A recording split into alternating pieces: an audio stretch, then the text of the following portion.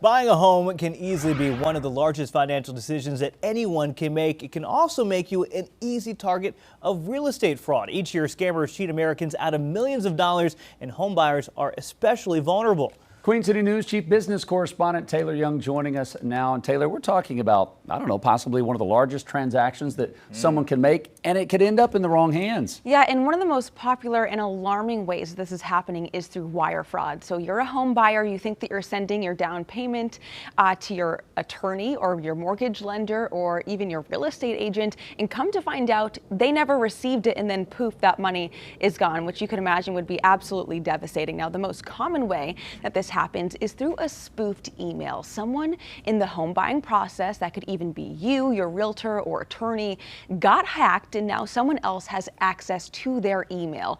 That cyber criminal will then monitor the account, looking out for a pending sale. Once it spots one, the criminal will step in, pretend to be the person that you are paying, and then you unintentionally send them your down payment. According to the FBI's Internet Crime Complaint Center, last year it received nearly 10,000 real estate related complaints. And while that might not seem like a lot in the grand scheme of things, I mean, these crimes resulted in over $145 million in losses. Absolutely devastating.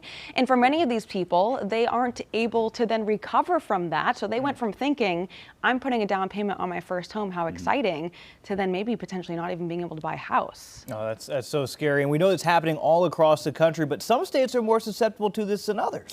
Yeah, a new study found that South Carolinians are more susceptible to these kinds of these crimes. So that study, done by a group of Florida personal injury attorneys, analyzed all 50 states based on the average amount of money lost to real estate fraud, and the Palmetto State came out in the top 3. Last year, it says there were about 130 victims that lost a total of more than $5.7 million. The average loss per victim was $44,000. North Dakota came in the number 2 spot, and Alabama residents lost the most money, a whopping $70,000 per victim. And Wow. North Carolina was not on this list, but we do know that this is also a problem here.